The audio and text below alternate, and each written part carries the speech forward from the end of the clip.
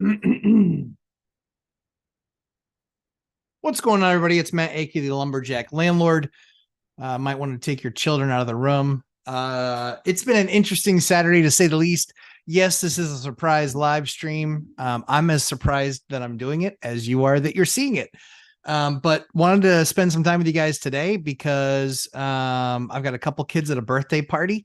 And so the wife and I had to divide and conquer. And the conquered is upstairs, sleeping, taking her nap. So wanted to come hang out with you guys, answer some questions, because I'm not going to be doing a live stream tomorrow. And so wanted to spend some time with you guys as I look forward to it every weekend, probably more than you guys do. But won't be doing a live stream tomorrow because I will be teaching a class. I will be teaching a class tomorrow during my normal live stream time. So what I wanted to talk to you guys about today is, yes, it's a surprise live, but also wanted to talk to you about something that I've seen. Is the right word rash? It's not that kind of channel. But a rash of idiocy from tenants. It's crazy. It's absolutely crazy. And so what I'm highly recommending, this is one of the things that we do in our process in vetting tenants, but also when we bring them on board. When we onboard those tenants, we have a list of essentially like rules of engagement, kind of how we do things. And so when we follow that, or when we go with that, what I think is really cool is that works for most people. And then there's always the exceptions to the rule. They're different, they're special. Everything's a federal case, everything's a problem. And that quickly turns into, okay, we need to watch this situation. They were great in the process. They were great in the interview process. All their references checked out. So we always give them the benefit of the doubt. We're also always willing to work with them. Hey, somebody moves in and says, hey, yeah, there's these three or four things. Sounds good. Awesome. Let's, be there for 4 or 5 days. None of those are emergency things. Be there for 4 or 5 days and then give us a list. It might be 5 or 6 things on it. Something that, and we'll see if it's something that we'll do. We've literally had somebody move in and go, I just don't really like the kitchen. I'd like you to upgrade the kitchen. No, that's not how this works. You don't move in and then start, giving me honeydew lists. Let's upgrade the kitchen, dear. Nope. I have one wife already. You ain't it. So I think what's really important is that in part of our process and what we teach in the course is how to properly interact with tenants. I will still say it, guys. You know that I just tell you exactly the way it is. By far, my biggest issue tenants are Section 8. They are maybe 20%, 15 to 20% of our unit count. I haven't done an update in the last 30 days, and we had 3 new Section 8 tenants join. But the fact of the matter is that they are still 800% of our issue flow. Guys, you can't ignore the numbers. You can't ignore the numbers. We don't treat them any differently than we treat market tenants, than we treat our retirees, than we treat our students. Everybody gets treated exactly the same, which is we want to know if there's an issue. Gas, fire, flood, or blood. We want to know. Gas, fire, flood, or blood. We want to know. Now, when you smell gas, don't call the landlord first. No, you call the gas company first. Yeah. Don't call the landlord first. I don't have a gas license. I can't, what do you want me to do? It's gas. I don't have a gas license. If a pipe is leaking, I'm not a gas fitter. I'm not a gas piper. Call the gas company. Everyone should know this. This is really simple blocking and tackling stuff that most people should know. And it's on the list. I can't read the list for you. I'm going to have it start being read to you, but this is all really easy blocking and tackling stuff. These people are largely not prepared for life. And so this is the kind of issue that you see, and it's a much, much higher incident rate with Section 8 tenants. Just is, factually speaking. Those are the facts. And my numbers prove it. So you can have feelings about it. You can think differently of it. You'd be wrong. My numbers prove prove my theory. My theory was based on my numbers.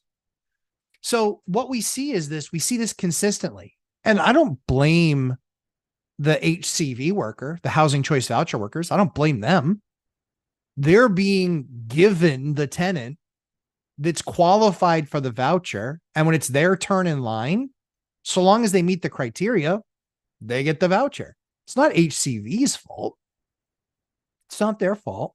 They're the ones on the front lines working really hard because they're having to balance between an idiot tenant and an idiot landlord.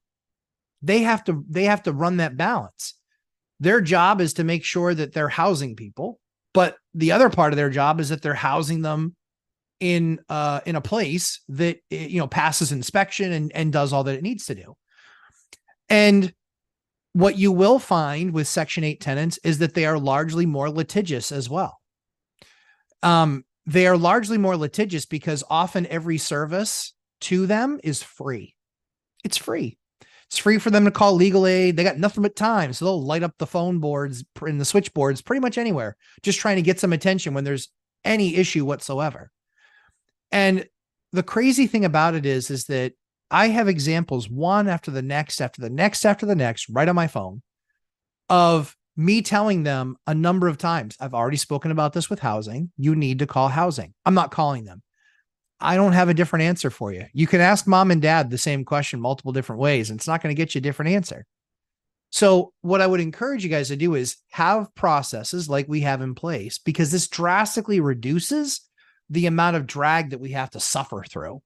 The other thing too is that document everything. Absolutely document everything. You'll need to see whether or not your state supports, you know, it in text messages or it in emails. I know that our state, I know that when it comes to landlord tenant, I know that the judge will review text messages. So we always want to have our text messages available to them. But again, it's something where as landlords, it's our responsibility to curate an experience. It's not our responsibility to upgrade the unit and make it perfect for a tenant moving in, no matter what. It says in my lease, as you're moving in, that's what the unit is. It's no more, no less. We have somebody withholding rent because I won't build her shelves. Are you kidding me? Yeah, she's withholding rent because we won't build her shelves. She's getting a notice. She's getting it tomorrow, actually, because she's a dope. This is what happens, guys. This is what happens. This is an occurrence higher and higher and higher. It's happening more and more and more. And landlords need to be looking at people's, because the old landlord's not going to be honest with you. No way. Even 2 landlords ago, they're not going to be honest with you. They're not. They're not going to tell you the flat out honest truth because they're too afraid of getting sued. They are, or they're too afraid of something getting posted to a social media site like what just got posted about me. Not that I care. It's a bunch of lies. So I don't care. That tenant's going to care. Tenant's going to care. I'm all of a sudden very interested in what she has to say because she's no longer a tenant. She's a deadbeat. Section 8 didn't pay her small portion. Didn't pay her small portion of the rent. Yep. Kept on making excuses of why it wasn't getting paid. And so finally I just said, that's it. I got to post. And then magically she was ready to move on. I was more than happy to let her move on. She's an absolute troll. That's just the way that it goes. And if my language is offensive to you, you aren't a landlord. You aren't having your Saturday burned up, you know, time wasted with text messages, with inane conversation that's not moving the ball forward. That's really just issues that they're creating themselves. So that really becomes the issue. So I was wondering where the hell all my messages were. I hit the wrong button. Operator error. So let's jump into some of these questions because let's have a conversation. And guys, you know me, I'm just going to hit you between the eyes with it. Don't care if you agree. I got facts. I got figures. I got numbers. I got, 9 evictions outside of the great pandemic. I've got 9 evictions in 20 years with 4,000 tenant years. Yeah, that's right. Those are my numbers.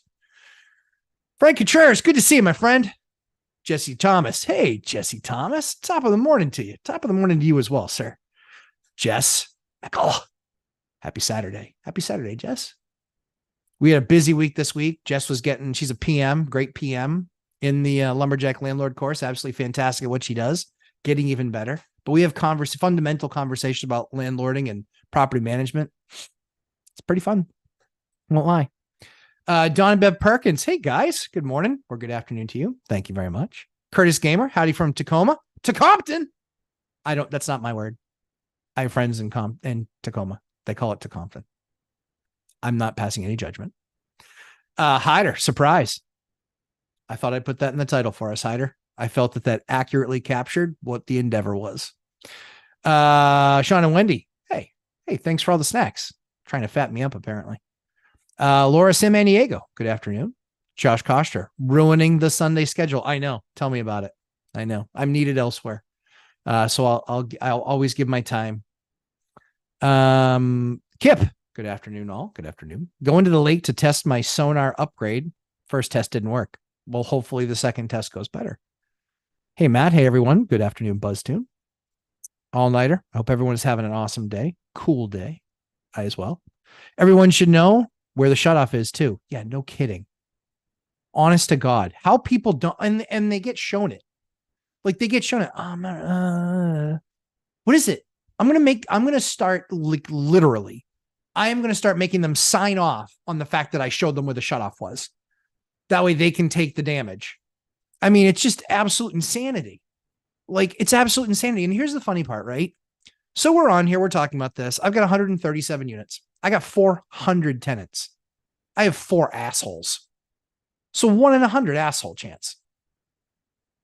Those are the numbers. But still, they're 4 assholes. I just got rid of 2 assholes. And sadly, 1 infiltrated the camp. Damn it. So finally running out of assholes. Anyway, I will share with you what this text said because I think it's important. Here is what the text said.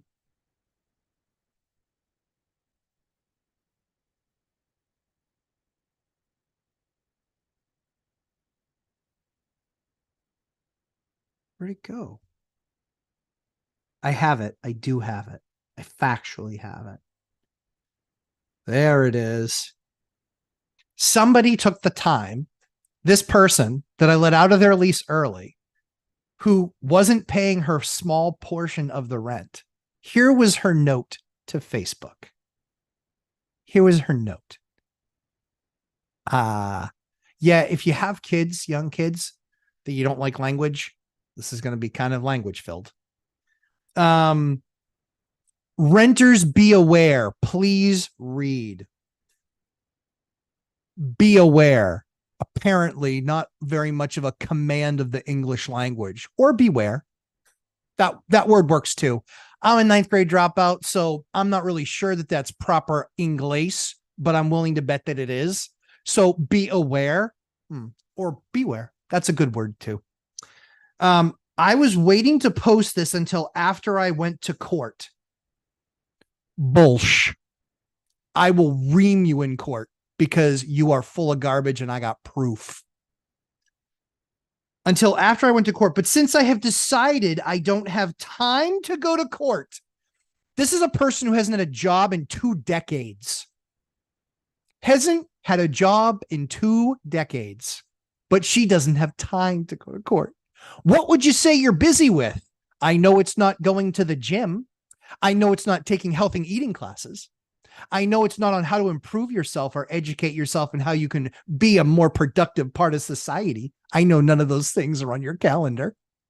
So I'd love to know what you're so busy with other than writing garbage Facebook posts like a poser.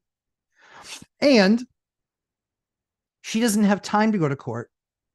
I have a lot going on. Yeah. Most people with nothing to do have a lot going on because it's more than nothing. If you are someone who rents, please, please, please stay clear from renting from me. Yours truly. I'm famous. He is the worst landlord to rent from.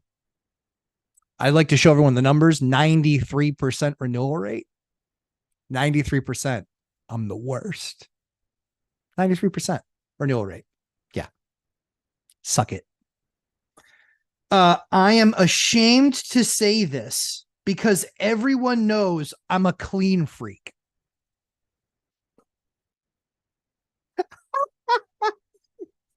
Yeah. Yeah. Yeah. She's a clean freak. Like hippopotamuses are skinny. Yeah. She's a clean freak. Yeah. My $600 cleaning bill after her move out, after only living there for a year and a half, proves otherwise. Yeah. Yeah. You stop telling lies about me and I'll stop telling the truth about you. How about we do that? So I'll continue. I'm a clean freak, but he had me and my children living with cockroaches and rats. Okay. Interesting story. Yep. Interesting story. So she was the first tenant in the unit after I rebuilt the building. Yeah. No other people had lived there. She was the first one in. Number one. Number two, she then goes on to say that they were there after a week and a half of her being there. I checked the tape. This is why you document everything. That would also be a lie. Wasn't a week and a half. It was more like 3 months. So I've got bad news for you. Brand new unit, completely renovated, and then she gets a cockroach problem. I'm just going to venture to say that they weren't ladies in waiting, just waiting until that perfect moment 3 months in where they could go, surprise, we're here. Yeah, didn't happen that way. Bunch of lies. But then she goes on to say, rats. Okay. Listening. Rats. Yep. So she reports them about a year into her tenancy. About a year. These were hibernating rats. They wait for all the construction work to be done, and then they move in. And then they stay hibernating for a year. Special rats. We have special rats here. That's what happened. Yep. Those damn hibernating rats. So she lets me know there's a problem. I respond to the problem. Not with, you're a clown, even though that's what I was thinking.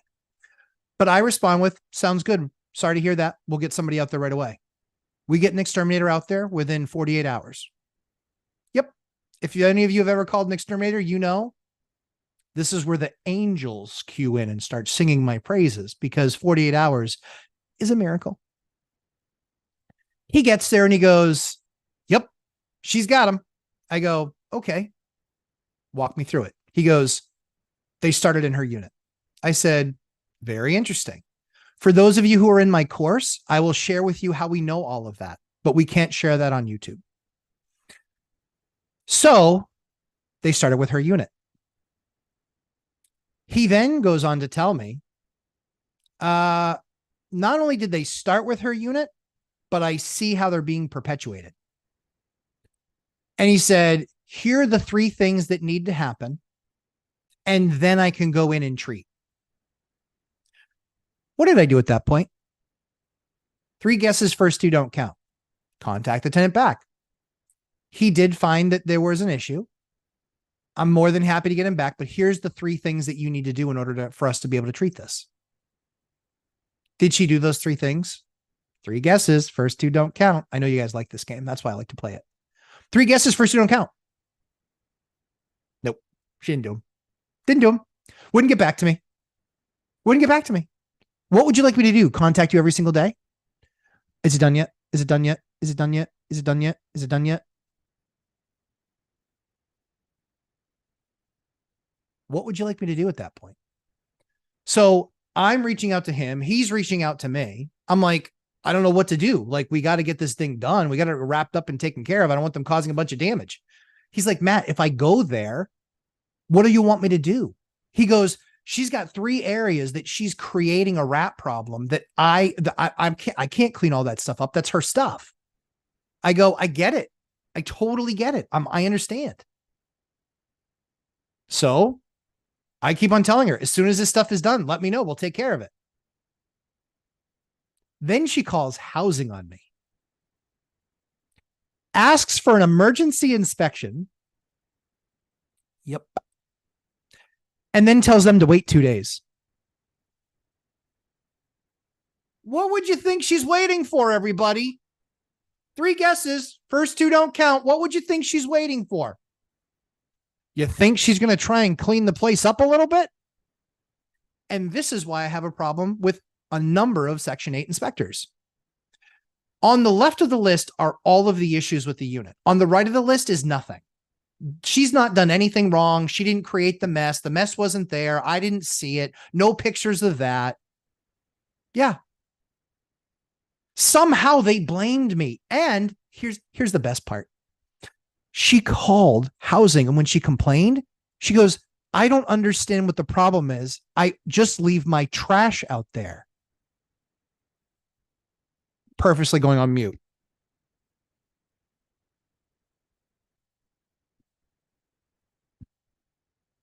I just leave my trash out there. You moron. You simpleton. You cave person. What is wrong with you? Do you not know that rats are looking for a meal? Much like you, they're going to go where the money is and the food is. Much like you. Not you, the watcher, you, the tenant. And somehow that's my fault. So he just says to me, he's like, she gets it clean. I can go in there and I can do my thing. She then calls the city on me. I said to the city, I said, what do you want me to do? He's like, I understand. I understand. I go, tell me it's okay in there to go and grab all of her stuff and rip it all out and throw it all out. Tell me that's okay and I'll do it tomorrow. It's like, well, you can't do that. You can't do that. No kidding, you can't do that. So what would you say I should do here? What do you think? You tell me. What should I do here? This is the lunacy of this process. So she finally does the work. We go in, we set everything up, take care of it. He goes, yep, problem was worse. Yep, it was worse. It gets worse with time, way it goes. He goes, they definitely did damage, for sure. I said, okay. And I said, he's like, we have telltale signs of what we use. There's 3 or 4 of them that can show us exactly where and what unit the issue started in. He goes, beyond the shadow of a doubt, I know 100% it was her unit. That's what got them going. I said, okay, fair enough. So in my victory lap, we got it all finished and all taken care of. And I sent her the bill because that's how it goes. It was her fault. I took it out of her security deposit and the other deductions out of her security deposit.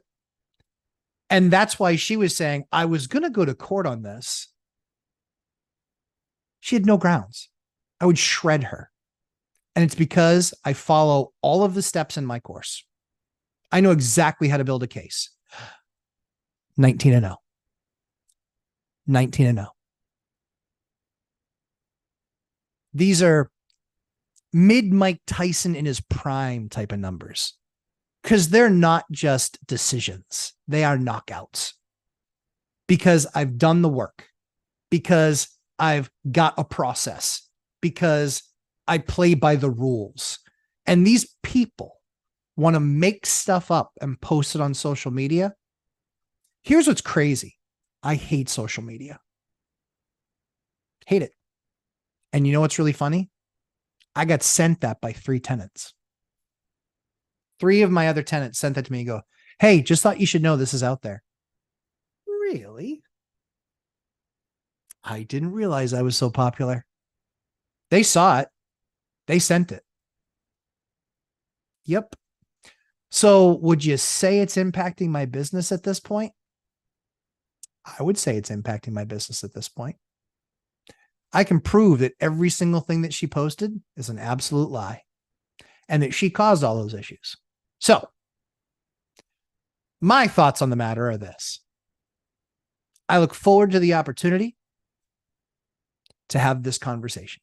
But as always, I want to share the experience with you guys so you know exactly how I handle it. And quite frankly, if this is something you're going through, or you have trouble with managing tenants, or you have trouble managing processes, or you want to better understand how your PM is doing it, my course. Now let's get into smart questions. Let's see here. Everyone should know where the shutoff is. Yes, I agree. Thank you, Hyder.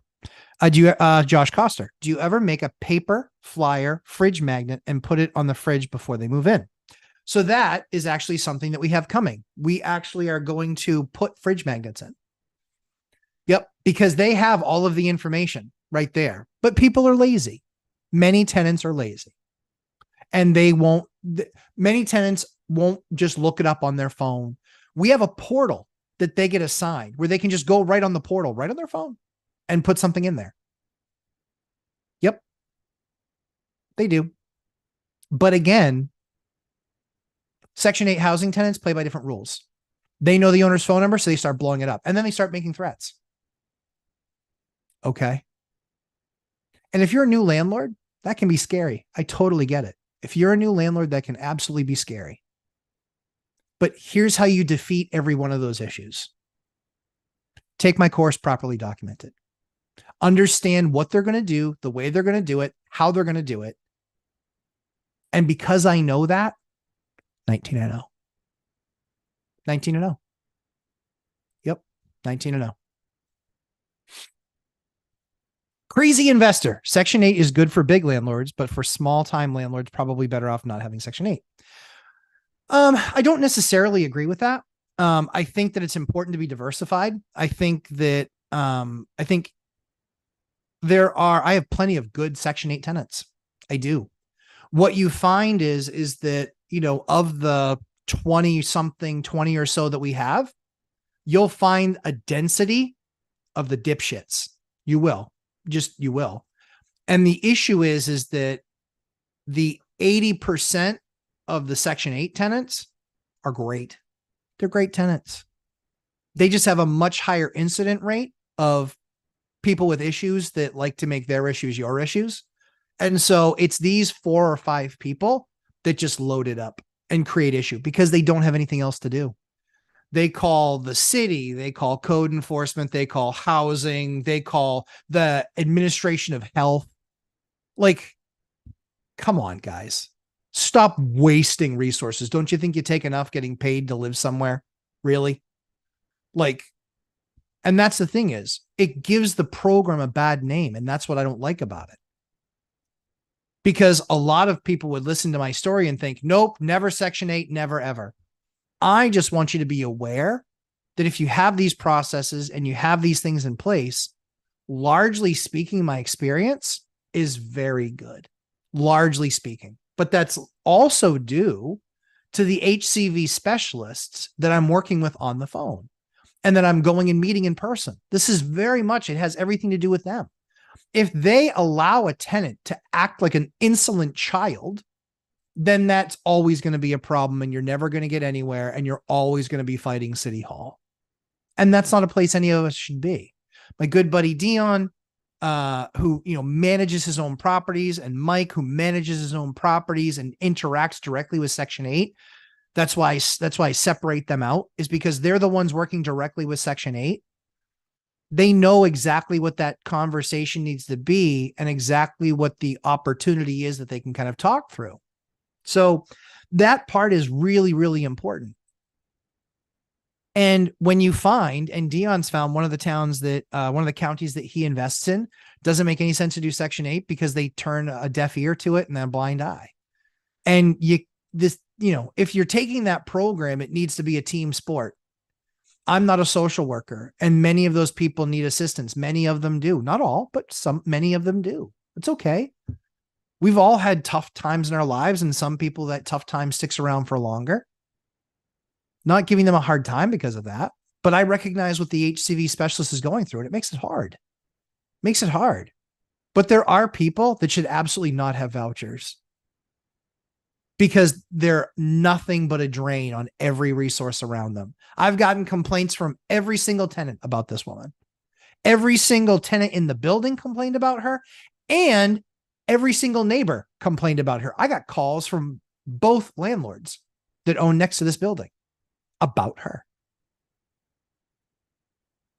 So it's not so much that you don't have time for court. That's not really the truth now, is it? Jesse Thomas, thank you, All-Nighter Hider. Exactly right. Always inform your tenant on where the shutoffs are. Absolutely. Tenants are the first line of defense against damage to your investment. Very, very true.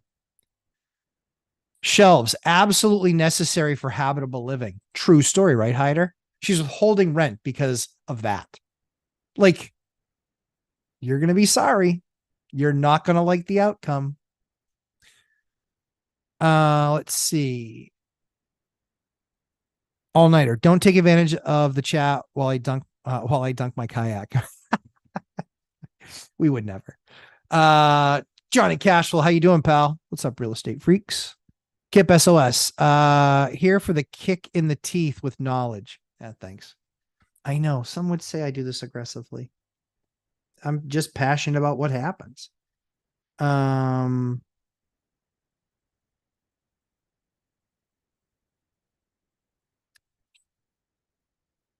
K. Gee, alive, lucky. Thanks, Anna K. Good to have you. Oscar, good morning. Coster, it seems you are a little frustrated. So I don't think frustrated. I think the right word is recognize what I knew about the program all along for 20 years and why I didn't do it. So I recognize that it's also an opportunity to diversify. And as a good businessman, you always must be evaluating your business, and as I look at it right now, the juice is worth the squeeze only from the perspective of not the money, but the other tenants, because those 80% of tenants that I actually like, great tenants, great people, they're great. They're great. They're great. It's that 20% that, insists on proving the level of asshole they are every day. Jesse Thomas, Anna K, you arrived just in time for the fire. Yes. Duchess, hello. Marina, Lumberjack, spilling all the tea on this fine Saturday. I know, real story, right, Marina? The great North American hibernating rat. It's true. Not extinct. They were almost hunted to extinction. True story. But were rescued by a concerted effort of HUD. Yeah, something like that. Something like that.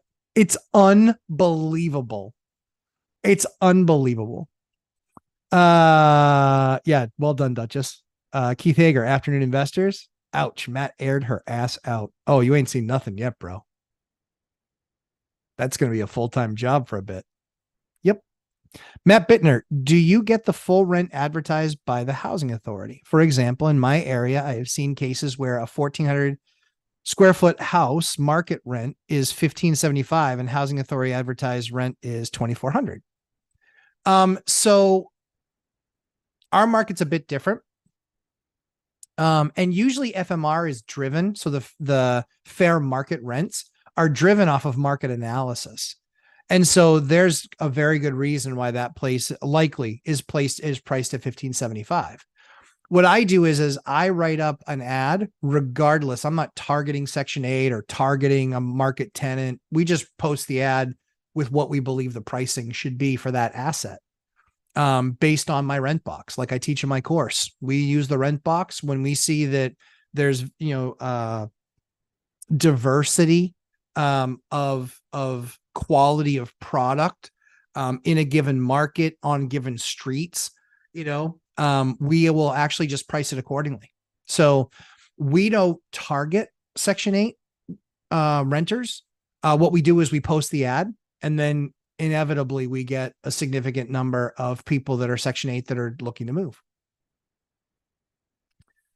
Matt Bittner, that renter sounds so lazy they are waiting for a vegetable to be named after them. It's true. I'm pretty sure there is one coming for sure.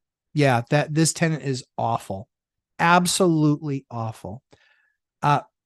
It's a long story. I will cover it in a Sunday live. I won't cover it today. It's a long story, but how I got her, you wouldn't even believe. Andy Borch, hello, Matt. Question about the Section 8 inspections. Are they normally performed by the same inspectors from code enforcement, or is it a separate thing? Completely separate thing. Completely separate thing. Code enforcement is the city. The Section 8 inspectors are not code enforcement. They, in most cases, have no idea about code. They went to some class that says this is what you should be looking for. But often they are inspectors on multiple different types of programs, which have different rules. So they will cite an issue that's wrong, and then they will insist on it being fixed when they're wrong. And it's because they got it confused with another course that they took that says that this is what the requirement is, even though they're wrong. Yep. So they're different. Peter Navarro the third. What's up? Good to have you. Do you have any experience building ADUs in existing properties? My rental in LA County, and it seems ADUs are on the rise in these areas. Absolutely. So have we done an official ADU? It depends. No, so like not like a separate building, but we've done more units into a building based on code, being allowed to do that, or based on zoning actually was being allowed to do that. We have a couple ADUs that we have planned.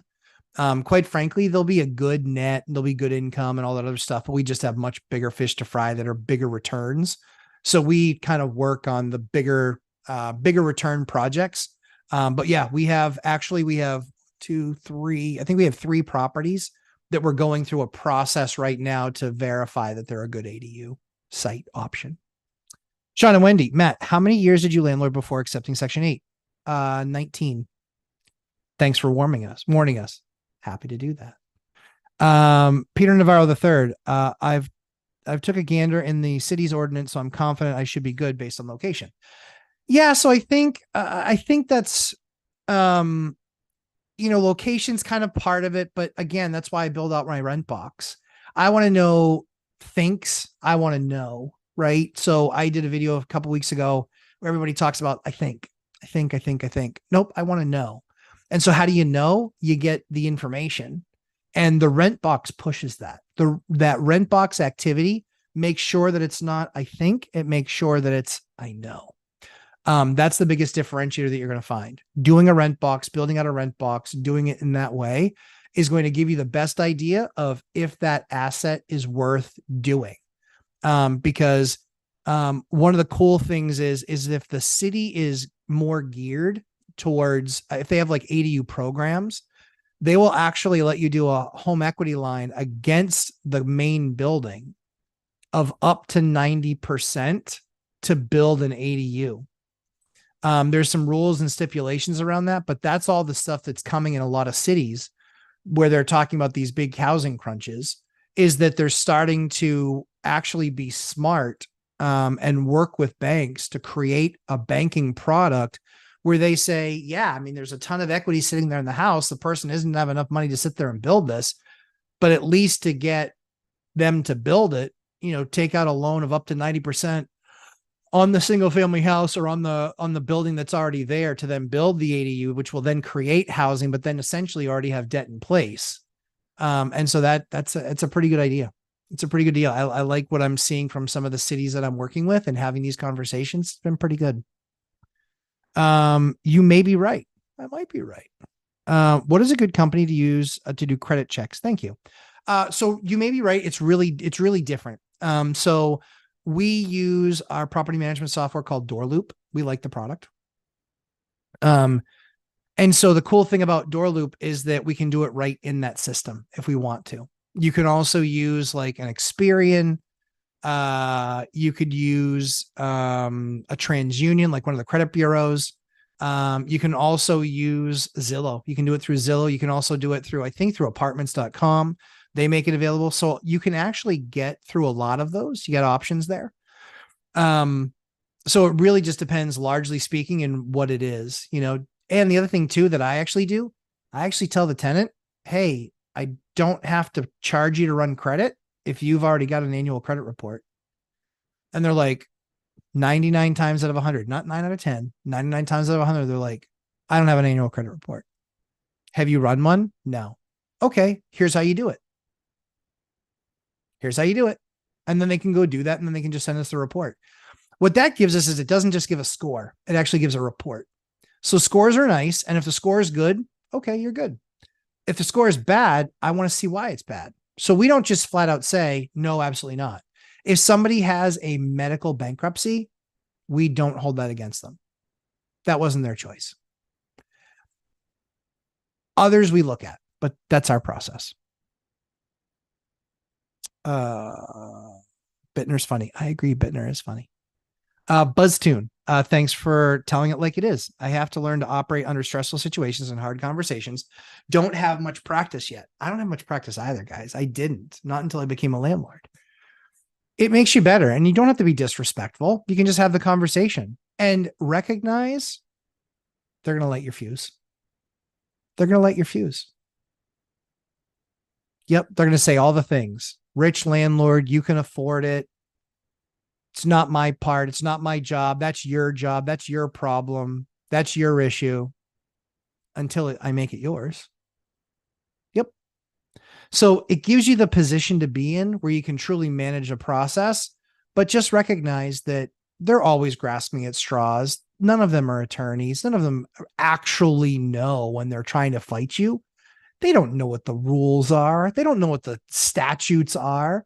That's where you take your course, take my course, understand what the process is, understand how to interact with them, understand the types of conversations you should be having with them, how you should be having those conversations.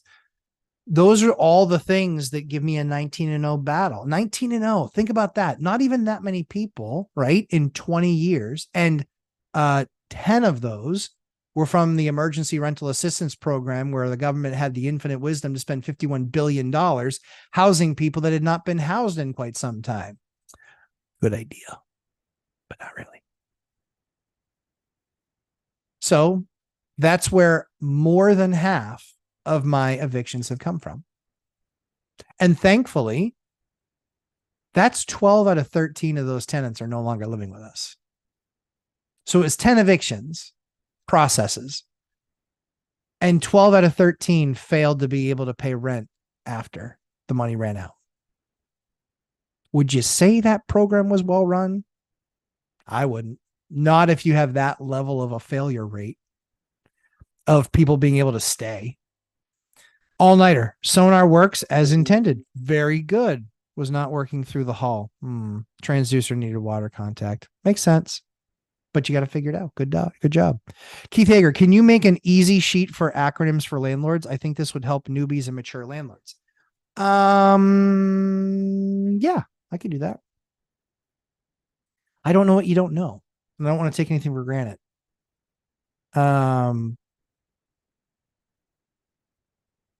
Tell me an acronym that you don't know. Everybody, you can tell me an acronym that you don't know. I'll write them down. But if you tell me a bunch of acronyms you don't know, I'll tell you what they mean, and then I'll even put together a cheat sheet for you. I'm good with that. All-nighter. Can the sonar show fish? Yes, and has a side scan clear view vision, not like an old submarine. Nice, very cool. That's very cool. Sounds like a nice unit. So that's what I wanted to spend some time with you guys on today. It was a surprise cast. Like I said, tomorrow, no live stream. I'll be teaching a class. Jesse Thomas trying to get a couple ADUs pushed through in central North Carolina. Cool. A progressive town who on the surface is all for affordable housing, but can't see the value of allowing ADUs on 0 lot lines. So what you're saying is they're hypocrites. Yep. See it all the time. Yep. NIMBY, not in my backyard. Nope, not in my backyard. Would you say my backyard? No, I think that's the perfect project 6 miles away. Happens all the time. Happens all the time. I see it so often now that we're in development of projects. I see it all the time. Curtis Garner, at what stage in your investing career did you start diversifying your tenant base? So probably my third or fourth year, I started diversifying, but Section 8 was the last level of diversification added. I'd say about 5 to 7 years in, I started diversifying from, I was mostly focused on college kids and young professionals. And then it became more market rents, market tenants when it was 1 and 2 bedroom stuff. And then I started doing more services. So like police, fire, stuff like that. And then it's not really a base, but let's call it a naval base. So for them, that was something that was, I think I've been doing that for right around 10 years, So the last diversification, and then retirees. Yep. Because they're fixed income. So a lot of times with them, it's, you can't, like, the cost of living raises don't cover how much rents go up. And so you recognize that unit's going to get behind, but I don't want to make them move. So I work with them to see what we can do to help with that process. And then, like I said, about 3 years ago, I think it was 3 years ago, maybe a little over 3 years ago, I did my first Section 8. And then it was probably 4 years ago, I did my first one, 3 or 4. And then 2 years ago, 2.5 years ago, I started expanding as this is going to be a leg of the business.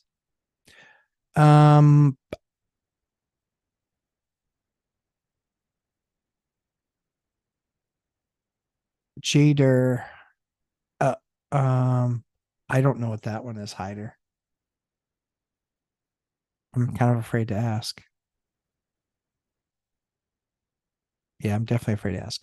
Curtis Garner, at what stage? Oh, that's the same question. So yeah, so about like I said, a few years in, and then over the course, so a few years in, and then kind of adding a different element where it was not a focus, but where we started recognizing, okay, we're getting like a percentage of this population. Like, this is something that we should make sure that when we write an ad, we don't exclude anybody ever. But college kids, it's really simple. Here's a key from the course. We talk about who the college mascot is. We put that in the ad. Yep. Put it in the ad. Why? Because it instantly brings the attention of people that went to the college or are going to the college. Instantly brings it to their attention. So we don't discriminate anybody else from coming and taking a look at the ad and taking a look at the unit. But that's what we see kind of calls out. It's kind of advertising. Excuse me, advertising 101. Hyder, LOL, just gibberish. See? Hyder. But yeah, that's where, so that diversification really is key. It's key to, from our perspective, we also wanted to help the housing problem with some affordable units. The challenge that we had was when we tried to manage it on our own, we recognized that Section 8, even though they're not case managers or HCV program specialists, they're not case managers. But they have to manage their tenants and they have to manage that case load. And so the challenge is, like I said, I get that they have a very tough job. It's between the landlord and the tenant. And then they have to try and help walk the line and make peace. And that can be a challenge. Some are lazy at it and bad at it. And they're just like, everything the customer says, everything the tenant says is right. And the landlord's just a scumbag. And those are the program directors that have a bunch of bad landlords in their program, because a good landlord won't put up with that. A bad one will. Hyder, I was interested in what it was. Yeah, see, me too. Matt Bittner, who has a good ADU content on YouTube? ADU is a new concept for me. ADU are not in common area. No, ADUs, the best guy is that ADU guy. That ADU guy, Derek Sherrill, he's phenomenal. I actually watch his stuff. I really enjoy it. We message each other all the time because we both do a plenty of, I don't do much of my own projects anymore. I still do GC for all of them, general contractor for all of them. I still do all the product selection, all the design work. I still do all of that stuff. I still manage getting all the different people to show up. But I don't do much of the work anymore. I don't really do any of the work anymore, quite frankly. I'll do an emergency fix, but I won't do any of the actual project work anymore. But Derek does. Derek does as well. But I spent years doing it. I just don't do it anymore. But Derek and we send messages back and forth all the time with each other, talking about this product and that product. And he does great work. He does great work. He's the ADU king. He's that ADU guy, Derek Sherrill. He's that ADU guy. He's fantastic. Yeah. You could, I don't think there's anybody better than him at ADUs. Yep. Another guy another guy that's also really good at it, that's been really successful with it, is a guy named Jesse Lee. Jesse Lee, it's Jessele. I like him a lot. I like his content. He's good. Yeah, he's done a lot of ADU stuff. A lot. And I think he's also done a lot of pads, like for mobile homes or for trailers, that sort of thing. So, let me just check and see. Is the other nugget awake? The other nugget is...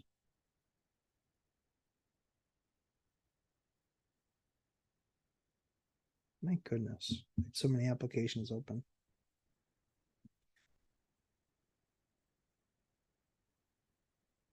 Still sleeping.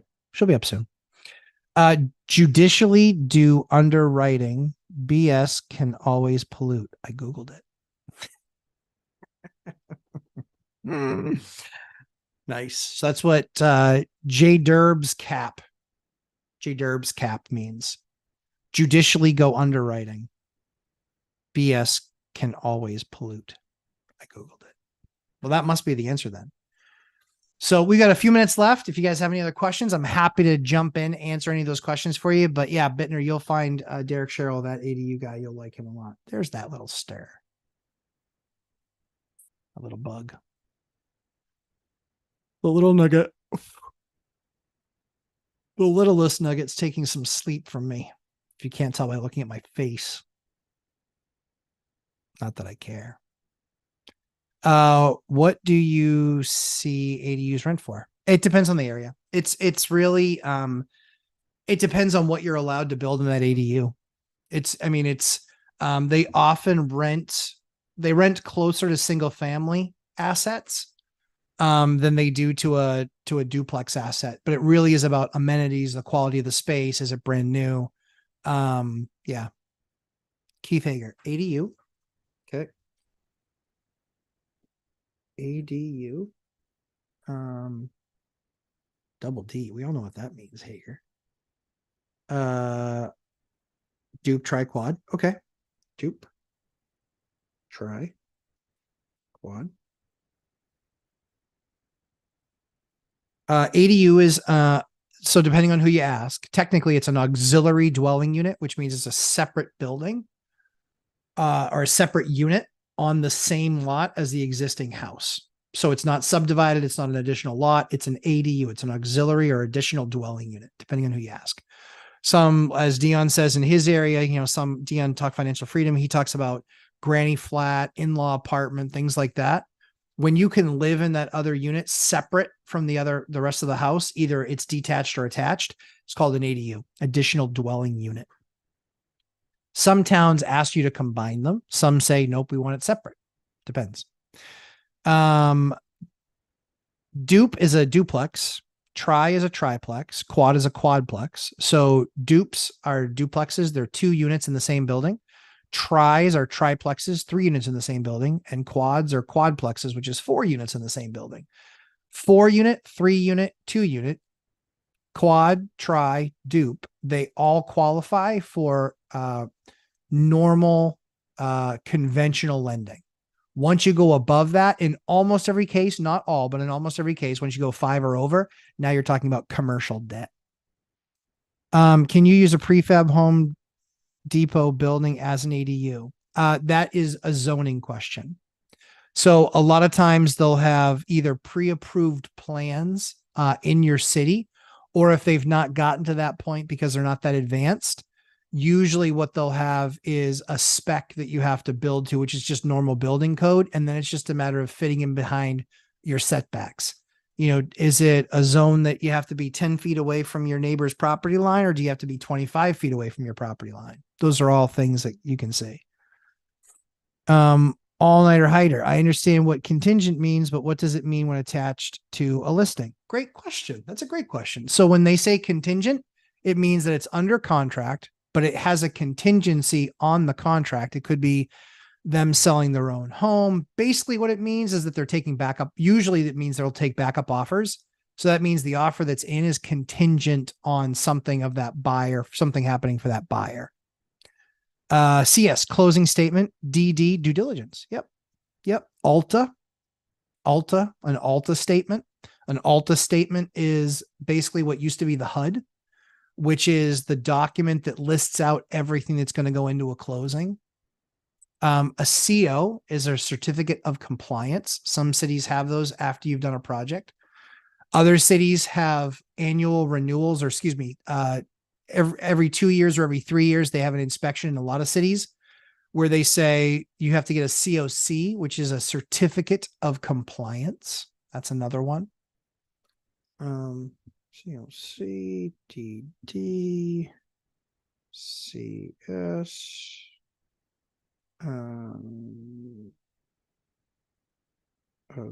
CO, yeah, certificate of occupancy. Yep. Yeah, if you know of any others, I'm happy to answer. Have you seen people in ADUs in their backyard and still enjoy privacy? I mean, the idea with an ADU is that's where you do the rent box. You have to do the homework in doing your rent box and understand, are there other ADUs in the area? If there are, were there scheduled plans that they used? If there are scheduled plans that they used, how does that fit on your lot? To give you an idea, you're going to be $10,000 in all likelihood to even before you move a spoonful of dirt, you're going to be 10 G's in. Now it's worth it because you basically get free land. But you're going to be at least 10 grand in because you have to have your land surveyed. Then you have to go through the approvals. A lot of people hire attorneys. Some cities or towns, it's easier to just do it yourself, but it is a lot of work, especially if you're new. So there's a lot there. Yep. BuzzTune in 50-40-10, if the seller has over 50% equity, can't do them that way. Is that considered subject to? So a 50-40-10 is a bank buys out the 50, the seller holds 40, and then you put in 10. So if it's anything different than that, it's likely going to be something where the seller is doing seller financing. So it's not necessarily subject to. Subject to is only in the case where you are subject to, essentially that property is subject to you, where the mortgage is still being paid, but it's not your credentials. It's not your credit. It has nothing to do with you.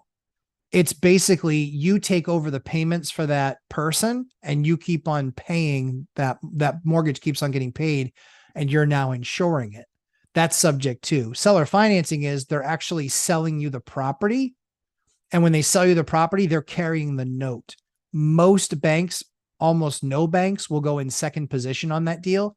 That's why the 50-40-10 works, is because the bank is in first position.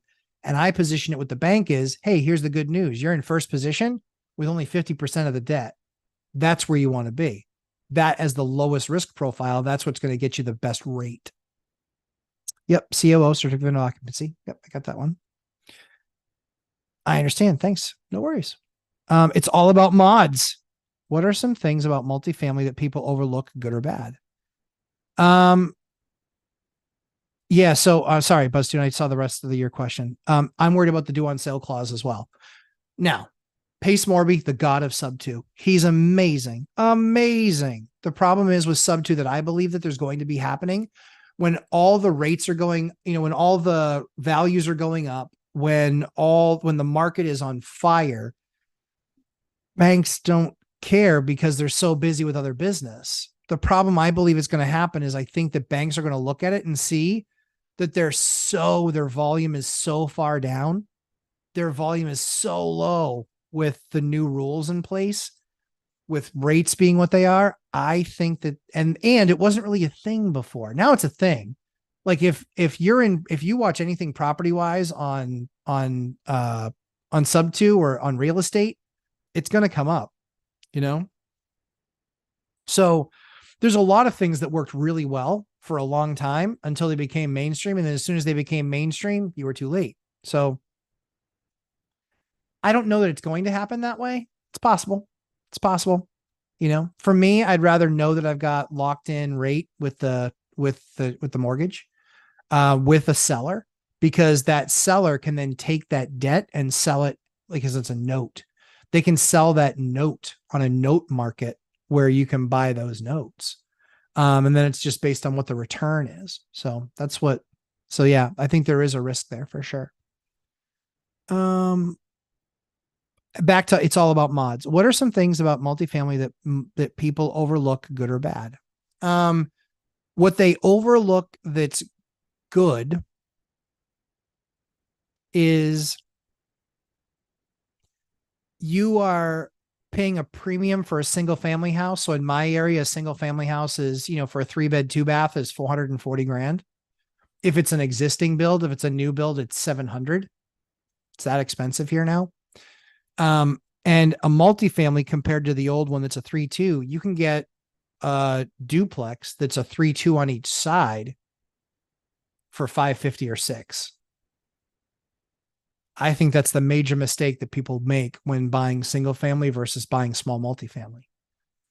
Because if that family needed both of those incomes to qualify for that rent, even if one of them loses their job, you're even more trouble because now they can't pay their rent.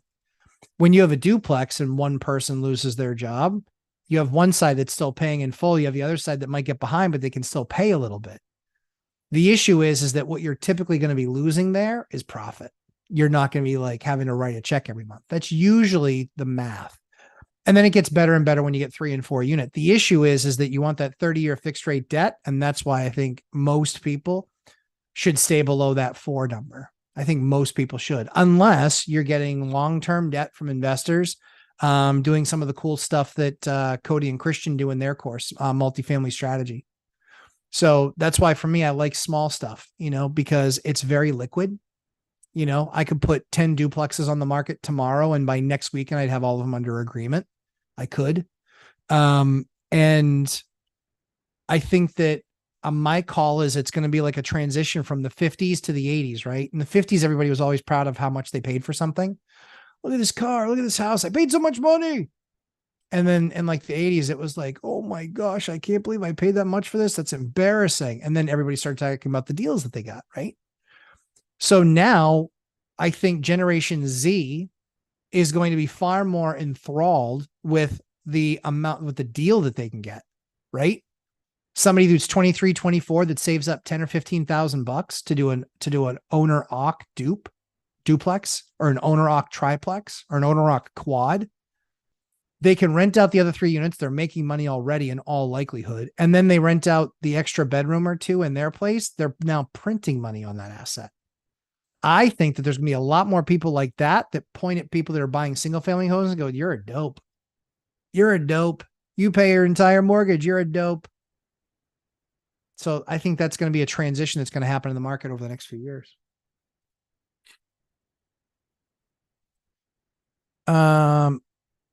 Matt Bittner, I'm saying privacy as in landlord doesn't have to see or interact with the ADU tenants very much. Yeah, I mean, it depends. It just depends on how you set it up. You can put a fence in and really separate the spaces. There's a lot of different stuff you can do. It depends on what the land is, what the size of the land is, what the city's going to allow. So yeah, that's where I look, because it's just like anything, nothing's created equal. Some ADUs are really well done. Some aren't. Some are perfectly laid out. Some aren't. And so when you start to look at that, that's where, you know, kind of building that muscle memory, doing a rent box, understanding, hey, this guy over here is getting 2,100, which is only $100 less than the single family. This guy over here is getting a 30% discount because it kind of sucks. The place isn't like awesome. Financial firefighter, Mark Asher. Good morning. Good afternoon. Good morning to you still.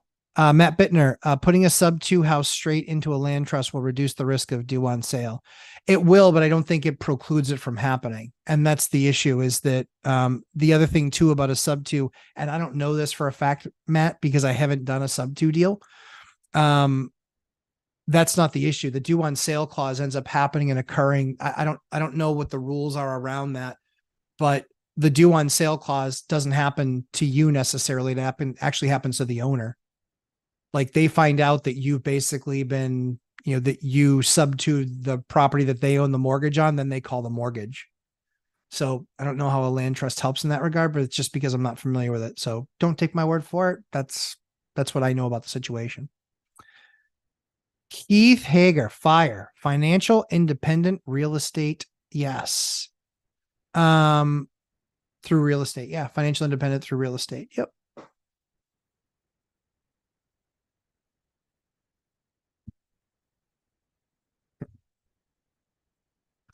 Let's see. Land trust make it more difficult to find out who owns a house? Definitely. REI say, live on my lunch. Sweet. REI Stoners. Go check out their channel. They did a pretty cool job on their project. You guys should check them out. I like the work that they did there. I was very proud. I was very excited that they were able to take anything from the stuff that I talk about. They did a great job. So congratulations to you guys. Bittner, land trusts aren't 100% bulletproof. Yeah, nothing is. Nothing is. But again, I don't know how that structure necessarily works, because no credentials, no credit, and no cash. You weren't using any of your stuff to qualify anyway. So I think could you get the owner to put it into a land trust? I don't know. I don't know the rules around that. I mean, it's possible. How many square feet are some of the ADUs that you've seen? That's a great question. I'd say they're usually 600 to 800 square feet. They're usually small. Yep, they're usually small. They're usually 1 or 2 bedrooms for the most part. Curtis Gardner, in the beginning of your career, would you rather use limited capital or... There's a heart blocking it. Sorry. Here, I'm just going to do this. See if that helps. That didn't help. It still blocks me. Oh, there we go. I got the next question. Nope, I didn't. In the beginning of your career, would you rather use limited capital on an ADU or another property? I'd rather do another property. That's me. Yeah. I think you explore both. The lesson that I always teach in my class, I think land trusts do vary state to state, Keith. But again, I don't know. I haven't done one yet. But I look at what the return is. That's what I do. My return on my capital. So on an ADU, can I get a loan on my house up to 90%, where I'm basically borrowing the debt so I don't have to actually come up with anything? Well, then that's just tapping equity. And so I still want to see what's my increased payment going to be. The problem is it a second mortgage? And then what is that rate? And then what is that payment? And then based on that payment, is it something I can make a lot of money, doing if I do the project? So it really just comes down to working the math, kind of working both trains of thought, and then seeing what the difference on returns is. Sorry, Curtis. That's my little angel. Can you hear her? She's talking. What's she saying? I think she's saying, my dad's awesome. REI Stoners, thanks, Matt. Got a tenant coming to look at our rental on Sunday. They have a 750 credit score and make 199. Good for you. That's awesome. Very good. I'm very happy to hear that for you guys. Matt Bittner, you create a land trust with you, the investor, as the beneficiary, and it appears on the surface that the homeowner simply put their own home in a land trust and didn't actually change ownership. I guess the only question that I would have is, or one of the questions I would have is, what is the way that reverts to you as the benefactor? And if they don't pay their mortgage, I don't know that it would matter, because the bank still technically owns the asset. So they could still come and take back the asset regardless of who the benefactor is. So I don't know that gives you any extra coverage. Land trust can work for due on sale clause, have to deed back the title. Okay. to the seller and then have him sign an executory contract, land trust in some states. Interesting. And for all intents and purposes, buyer will control the property without technically owning. Buyer would not get depreciation for tax purposes and some other things. Yeah. So just like anything, there's ability to accomplish it. I don't talk about anything I don't know. So thanks, Duchess, for chiming in with that, and Bittner too. Don't know, haven't done it. For me, if it's easy for us to figure out a way around it, the banks will find a way around that. They just will. They just will. They will. And so for me, that's just a huge risk. And the other thing too is that, you know, one of the big benefits of doing that is so the owner can take the depreciation. That's like one of the reasons that you do it, is so they can also get that depreciation. That's what's part of the deal that's sexy for them. But the downside is that it sounds like they lose that in the land trust. Easement rights are the holy grail. Get all the use with no liability. And the court's eyes, in the court's eyes, it's a settled manner. Okay.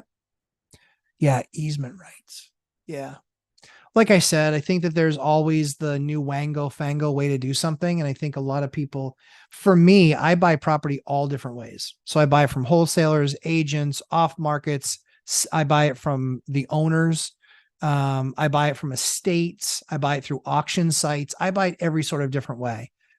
I haven't done a lot where it comes around to like heavy contract stuff, where it's kind of like the government often likes smart. They don't like clever. They don't like clever. Those are the people that IRS guys target, is they don't like clever. And I think we're smart about how we manage our business, but I don't think we're doing anything that's like, even like, I'm not really sure about that. I mean, we pay the accountant to make sure that that's the case. I'm like, if it's a little bit extra of a refund, don't care. Like, I'm much more comfortable paying a little bit more and knowing that if we ever have an issue that we're good. I much rather do that. Due on sale clause acronym. Yep. Due on sale clause. It's something specific to subject to. Bittner says, adverse possession is an interesting investment strategy not many people try. There's usually a reason not many people try it. I don't know why. Like I said, I haven't done the research yet. Could absolutely work. Might not work. Might work for a window of period of time. Might not work. Don't know. Haven't put any time into it. Any time. Adverse. Yes. Adverse. You wrote that. Oh yeah. You wrote that right. You were good. Yeah. You were good. Thanks. You're welcome, Keith Hager. Guys, I hope you have a fantastic rest of your Saturday. I see that my daughter is up and awake. So we're going to go get some dad time. Knowledge. No Lamborghini or garage included. Knowledge. But yeah, these are all great questions. I love this stuff. This is what I like spending time talking to you guys about. I learned too. Hey Matt, I've been a long time listener. I usually while at work on night shift. Thank you. Very first time in a long time I've gotten to jump in a live stream. Just wanted to say thanks for all the good advice. John Walters, I appreciate you coming and hanging out. I know that's the tough thing, is that on the Sundays you're guaranteed like the people that can make Sunday mornings or 11:30 a.m. So yeah. All nighter hider. Don't want to piss people off, so all things must be considered. It's true. I mean, I think the challenge is that I love looking and finding new strategies. There are very aggressive strategies that people deploy that I just don't feel comfortable with. I'm like, it's legal. It doesn't feel like it should be, but it is. But again, I don't want to kind of walk in the gray. I like knowing that we're in pretty good shape. It's all about mods. Real estate investment books, recommendations, primarily looking for my first dupe try quad. I don't read. For those of you who don't know me, I don't read at all. The only thing that I read, this is where I'm like Hyder. We read boring stuff. Like he reads case law, statutes.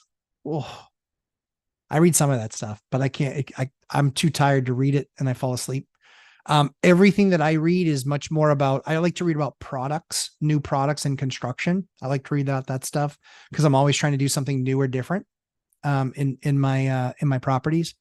I read different strategies. But again, some of them just have that feeling of like, I mean, yeah, I get it. It's legal, but man, that feels more than just a little bit scary. Just a little bit scary. All nighter. Correct, Matt. Same sentiment here. I just want to have that knowledge in my back pocket. Totally agree. Totally agree. Totally agree. That's why when somebody threatens me with something, like Hyder, you and I feel pretty confident. Somebody threatens me with something, I'm just like, want a lesson? Yeah. I mean, I can like embarrass you in front of all your friends if you'd like. We can go that route if you choose. Yep.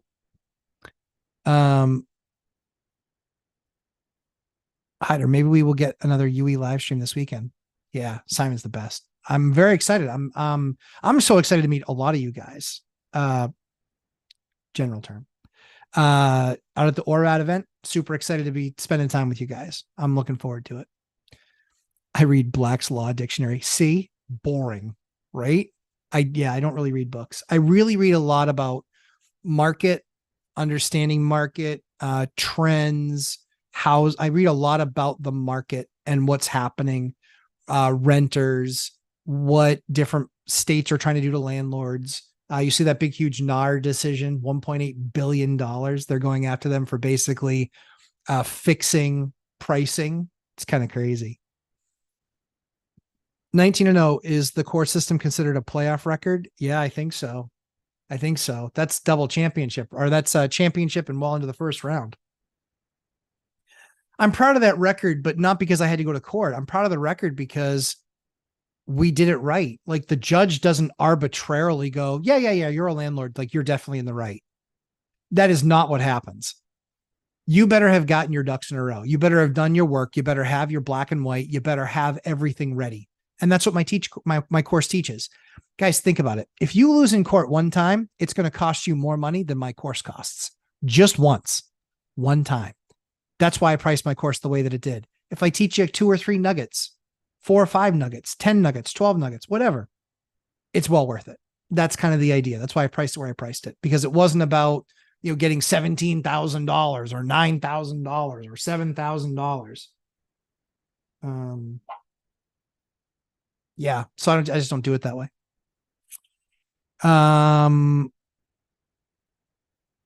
Keith Hager, read the fine print and read your alphas close. Altas. Altas? Alphas? I know what you mean by alphas. Altas, the Alta statements. Yeah, you got to read the Alta statement. You got to. And if you need time, so I don't reread my mortgages when I'm sitting at the table, but I do go through the Alta statement. I know what everything means. It's okay. Ask your closing agent what all those mean. It's okay. They're there for you. They're getting paid hundreds of dollars to sit there. Ask. It's okay. Don't feel like you're imposing on them. Ask. It's all right. I recommend it. BuzzTune, defense wins championships. That's true. It's true. It's true. But often in this particular case, I'm taking them to court because they haven't paid. And so I guess the best defense is a good offense, I guess is the best I could say it. It's just about being prepared. And it's if you manage it the right way, right? Like, thankfully, I've never had my hands in cuffs. Thankfully.